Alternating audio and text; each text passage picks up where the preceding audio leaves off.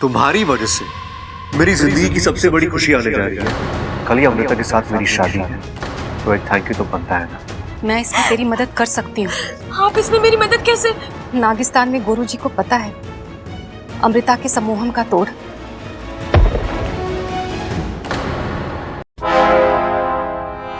छोरा, उठ जा छोरा, उठ जा। यो चंचल कहाँ रह गई? डॉक्टर को बुलाने गई थी, अभी तक ना आई।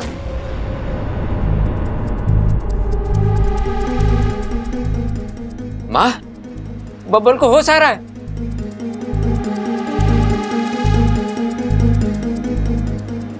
अबे बैठ जा, हाँ बैठ जा। बबल जी आप ठीक तो है ना? हाँ मैं ठीक हूँ, लेकिन आप लोग यहाँ कैसे? बात क्या है? आप इतने परेशान क्यों लग रहे हो? अरे ना ना, ऐसी कोई बात ना है। नाचते नाचते तुझे चक्कर आ गए थे और तू बेहोश हो गया था बस। नाचते नाचते? लेकिन मैं नाच क्यों रहा था?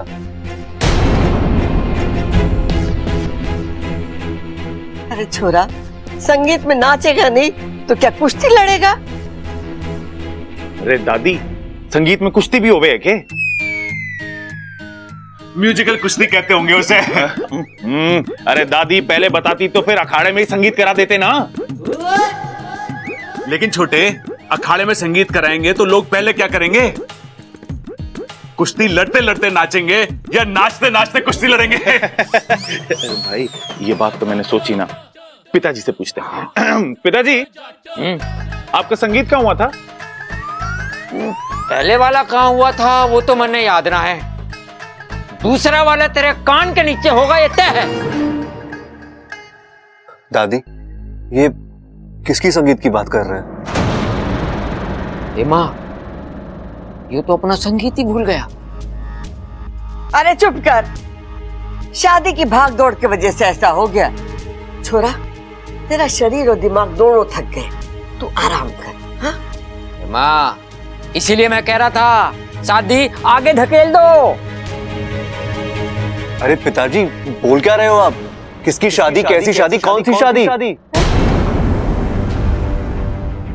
अरे छोरा, तेरी और अमृता की शादी। दादी, मेरी और अमृता की शादी?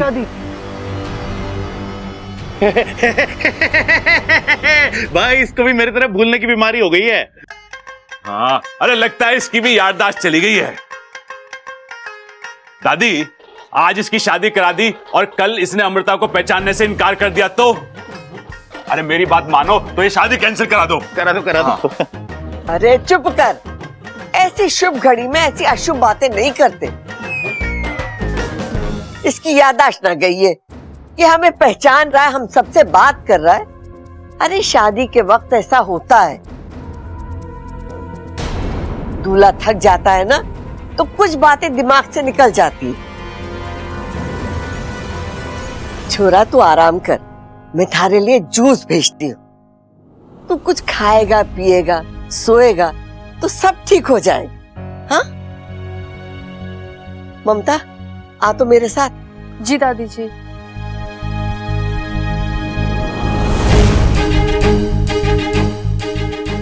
बब्बा, कैसा लग रहा बेटे? ठीक हो पिताजी? हाँ, तेरी तबीयत को लेके बाहर मेहमान बहुत परेशान है। मैं उनको बता के आता हूँ कि तू बिल्कुल ठीक है, हैं? ख्याल रखना इसका। अपू, आजा आजा मेरे साथ। अरे भाई, शादी के बाद औरतों को चक्कर आता है ये तो सुना था, शादी से पहले लड़के को चक्कर आ रहा है ये पहली बार सुन रहा हूँ। चक्कर क्या है? अपना बब्बल शादी से पहले बाप तो ना बनने वाला। अरे छोटे, ये वो वाला चक्कर ना है। अरे भैया, ये हो क्या रहा है? मुझे भी तो समझाओ। हाँ मैं समझाता हूँ। देख, अभी तो संगीत हुआ है, वो भी आधा अधूरा। देख, तेरे पास अभी भी वक्त है, दुल्हन बदल दे। अरे अमृता को छोड़ और इच्छा से शादी कर ले। कर ले। हाँ,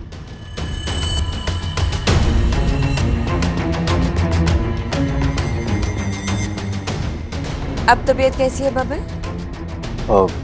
मैं ठीक हूँ, लेकिन आप कौन है?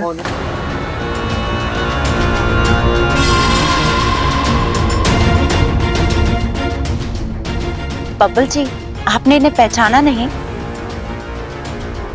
ये मेरे मम्मी पापा। लगता है चक्कर का थोड़ा सा असर अभी भी है आप पर। आप आराम कीजिए। हाँ हाँ, इसे आराम की जरूरत है। हम लोग बाहर वेट करते हैं। आ जाओ, चलो आइए, आ जाइए, आइए। आइए। देख, अभी तो संगीत हुआ है, वो भी आधा अधूरा। देख, तेरे पास अभी भी वक्त है, दुल्हन बदल दे। अरे अमृता को छोड़ और इच्छा से शादी कर ले। ये क्या हो रहा है? हर सही कदम उल्टा पड़ रहा है। अगर आज भी ऐसा ही कुछ। इच्छा, इच्छा,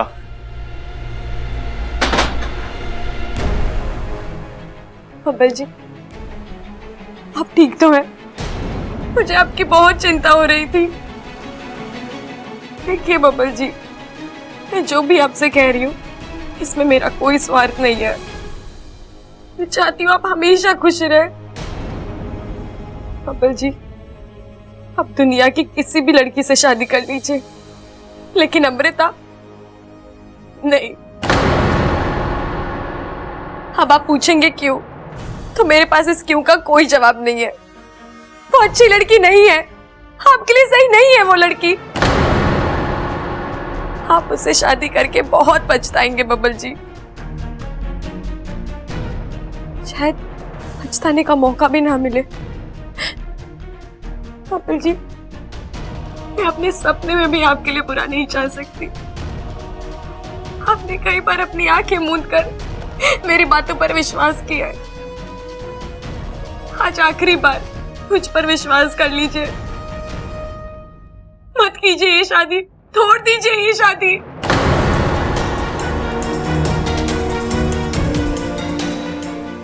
ठीक है, तोड़ देता हूं मैं ये रिश्ता।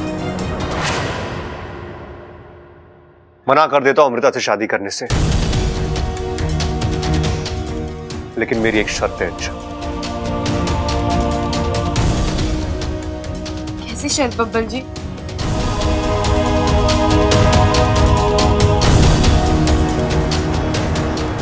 शादी तो मेरी कल ही होनी है। अच्छा,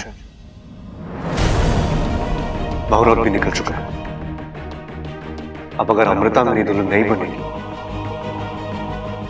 तो किसी और को मेरी दुल्हन बनना होगा। तुम बनोगी मेरी दुल्हन?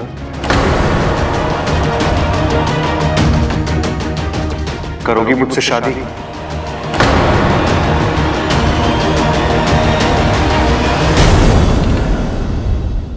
अब तो ये शादी होकर रहेगी। इच्छा, विशैलगढ़ में एक मणि है और उस मणि को जब भी आग में डाला जाता है, विशैलगढ़ के वासियों को उनके असली रूप में आना ही पड़ता है।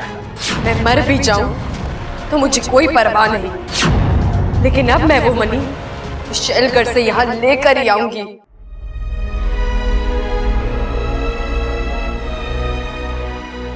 क्या हुआ? अच्छा, इतना मुश्किल सवाल भी नहीं था ये। अच्छा, मुझे लगा तुम्हें एक पल नहीं लगेगा हाँ कहने में, तो फिर ये क्या? क्या मैं तुम्हें पसंद नहीं?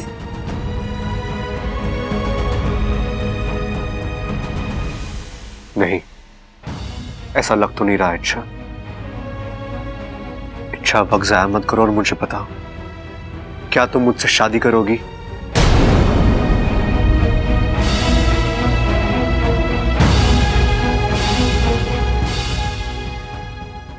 नहीं बब्बल जी, मैं आपसे शादी नहीं कर सकती। तो फिर तुम मुझे किस हक से रोक रही हो? इसमें हक की बात कहाँ से आई बब्बल जी? मैं जानती हूँ अमृता आपके लिए सही लड़की नहीं है। आपको कभी भी धोखा दे सकती है। आपका दिल टूट जाएगा बब्बल जी। इच्छा, टूटने दो मेरे दिल को। इसे टूटने की आदत पड़ चुकी है अभी। बब्बल जी आप नहीं इच्छा, एक और बात, अमृता मुझे बर्बाद करे, मेरा दिल तोड़े, कुछ भी करे, तुम्हें परेशान होने की जरूरत नहीं है। नहीं इच्छा, क्या लगता हूं मैं तुम्हारा तो तुम मेरे लिए इतना परेशान हो रही हो? तुम्हारे दिल में मेरे लिए कोई फीलिंग्स भी नहीं है ना? तो मैं जीव मरूं तुम्हें क्या फर्क पड़ता है? ऐसा मत बोलिए। इच्छा भी है, रोने का नाटक मत करो मेरे सामने। तुम्हें मुझसे शादी नहीं करनी है ना? ठीक है, तुम अपनी जिंदगी में खुश रहो, लेकिन मुझे अपनी जिंदगी अपनी तरीके से जीने दो। अच्छा, मुझे तुम्हारी किसी सलाह की कोई जरूरत नहीं है। आपको मेरी सलाह की जरूरत हो या ना हो, मैं फिर भी आपसे यही कहूंगी, मत कीजिए अमृता से शादी, छोड़ दीजिए। तुमने ना कहा है ना, अब तो ये शादी होकर रहेगी। अच्छा,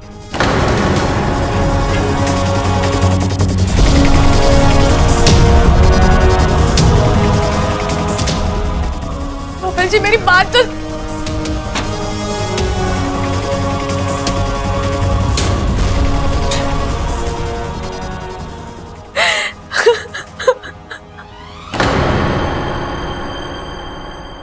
हाय अम्मा जी, मेरा दिल बहुत घबरा रहा है। मेरा बब्बन अचानक से बेहोश हो गया। अब कैसा है वो, क्या हुआ उसे? अम्मा जी ये बता रहे थे कि होश में आने के बाद बड़ी बहकी बहकी सी बातें कर रहा है और उसे कुछ याद ना है। अपनी शादी, अपना संगीत कुछ याद ना है अम्मा जी। और उसकी माँ जिसने उसे पैदा किया है वो तो याद रखेगा ना अम्मा जी? अपनी माँ को बताओ अम्मा जी। रुक जा चंचल, रुक जा। अरे मुझे कुछ सोचने दे, समझने दे। माँ, मैं समझ गया। अपना बब्बल अभी मानसिक रूप से शादी के लिए तैयार नहीं है। अभी भी समय है माँ, यो शादी आगे धकेल दे। थारी सुई वहीं जाकर अटक गई ना। मैंने कहा ना सब कुछ ठीक हो जाएगा। अरे एक बार बबल को आ जाने दे, मैं खुद उससे बात करूंगी।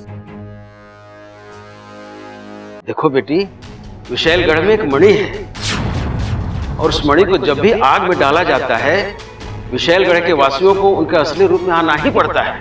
मैं मर भी जाऊं तो मुझे कोई परवाह नहीं, लेकिन अब मैं वो मणि विशैलगढ़ से यहाँ लेकर ही आऊंगी। दादी, बब्बल, बब्बल मेरा बच्चा, तू ठीक है ना? तुझे क्या हो गया था? बेहोश हो गया था? मेरा तो दिल बैठ ही गया था। मैं बहुत परेशान थी तेरे लिए। बता अब कैसा लग रहा है? अरे बातें ठोकना बंद कर चंचल और आ इधर बैठ हमारे पास। जी अम्मा जी। हाँ छोरा बोल, क्या बोल रहा था तू? दादी, मुझे आपसे कुछ बात करनी है। हाँ तो बता ना, क्या बात है? अरे बातें तो होती रहेंगी, पहले यो बता छोरे, तेरा चेहरा यो लाल क्यों हो रहा है? पिताजी, दादी, मैं अमृता से शादी करने के लिए तैयार हूं। अरे छोरे, ये कौन सी राज की बात बता दी तूने? इसके लिए तो तू पहले से तैयार था। हाँ, वो बात दूसरी है कि थोड़ी देर के लिए भूल गया था। हाँ पिताजी, लेकिन मेरे दिल में कुछ सवाल थे। अब मुझे उन सारे सवालों के जवाब मिल गए हैं। अब मैं सिर्फ उन्हीं चीजों को, उन्हीं लोगों को भूलूंगा जिन्हें मुझे भूलना चाहिए। दादी, आपने मेरे लिए बिल्कुल सही लड़की चुनी है और कल के कल अमृता के साथ मेरी शादी हो जानी चाहिए। कल? मैंने कहा था ना सब कुछ ठीक हो जाएगा। ठीक।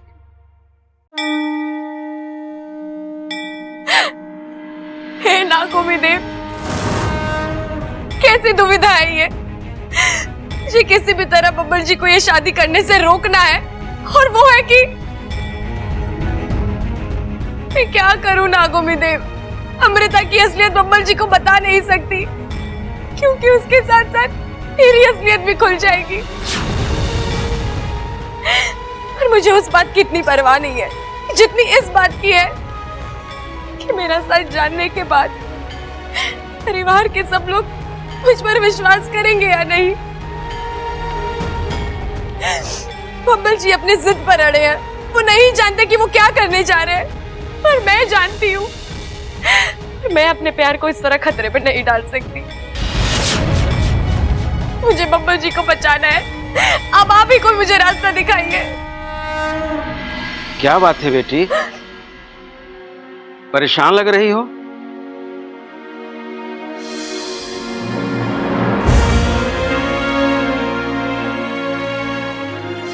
परेशान तो हूँ पंडित जी, नागिन होने की और इंसान से प्यार करने की परीक्षा दे रही हूँ।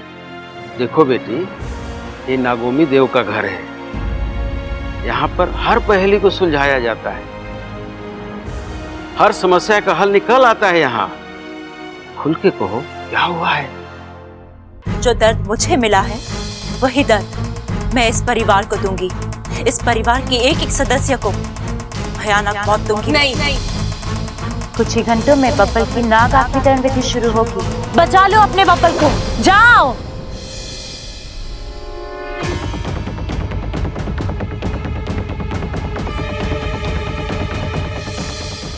मतलब कि तुम आने वाली पूनम की रात को रोकने वाली हो, क्योंकि तुम मुझे तो रोक नहीं सकती। मैं बब्बल को नाग बना कर ही रहूंगी। अब बताइए पंडित जी, इस समस्या का क्या हल है? हल है बेटी, इस समस्या का हल है, परंतु मुश्किल है और जानलेवा है। पंडित जी, मुझे अपनी जान की कोई परवाह नहीं है, मुझे बस बब्बल जी को बचाना है। आप बताइए ना।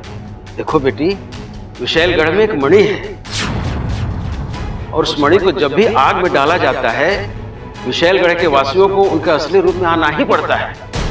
तो आपके कहने का मतलब है, अगर मैं अमृता के सामने वो मणि आग में फेंक दूं, तो उसे अपने नाग रूप में आना ही होगा? आना ही होगा, चाहे जहां हो और जिन हालात में हो। फिर तो मैं वो मणि अभी... सावधान बेटी, मैंने तुमको पहले ही कहा था यह आसान नहीं है, क्योंकि उस मणि तक पहुंचने का रास्ता विशैलगढ़ से होकर गुजरता है और कदम कदम पर मणि के रक्षक हाथ लगाए बैठे हैं। उनके पास अद्भुत जादुई शक्तियां हैं।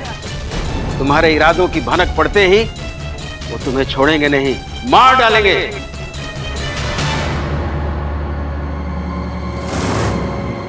मैं मर भी जाऊं तो मुझे कोई परवाह नहीं, लेकिन अब मैं वो मणि विशैलगढ़ से यहाँ लेकर ही आऊंगी।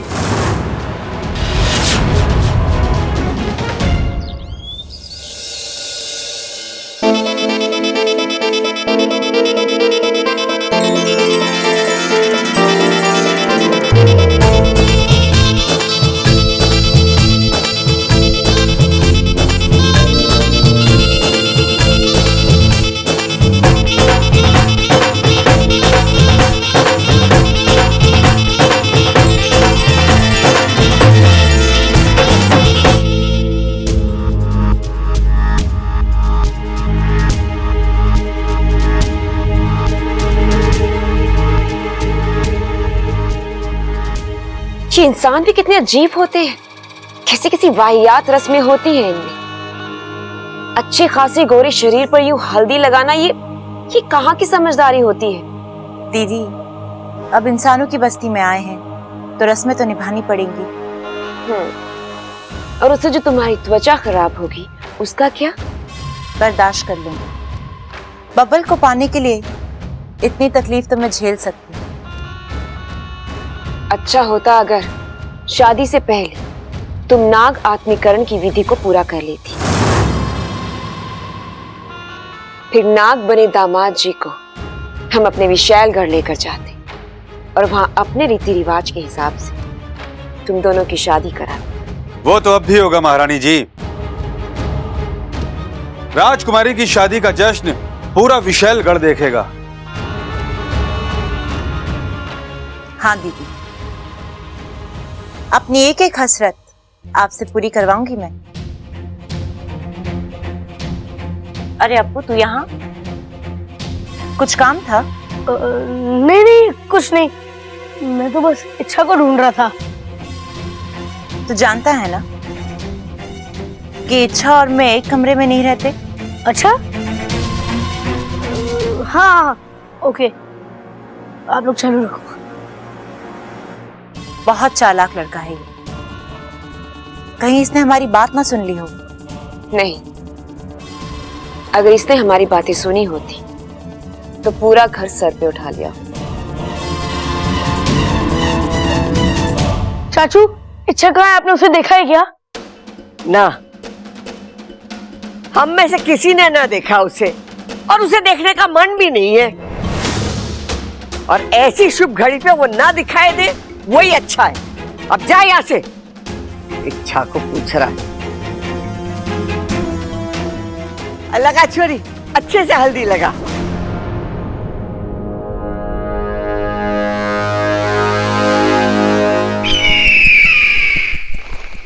इच्छा,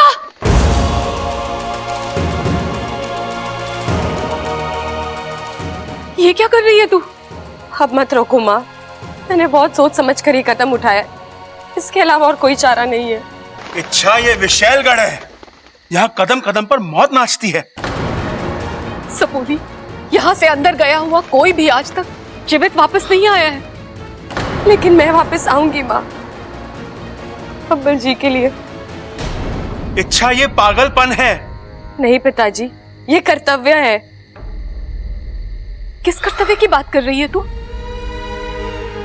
इच्छा, तू एक नागिन है, इंसानों के लिए तेरा कोई कर्तव्य नहीं है।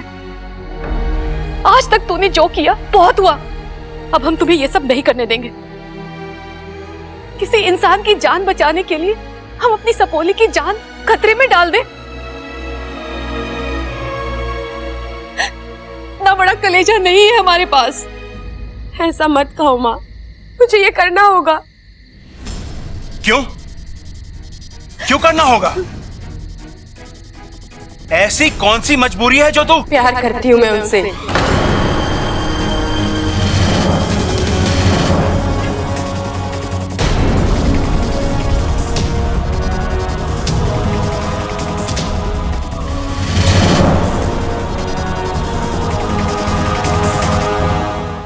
महारानी की जय हो। आपकी गैर हाजिरी का फायदा उठाकर नागिस्तान की एक नागिन विशालगढ़ में घुस आई। वो जरूर इच्छा होगी, मुझे मात देने के लिए नया जरिया ढूंढ रही होगी। इच्छा जानती नहीं है कि विशालगढ़ में कदम रख उसने अपनी मौत के मुंह में कदम रखा है।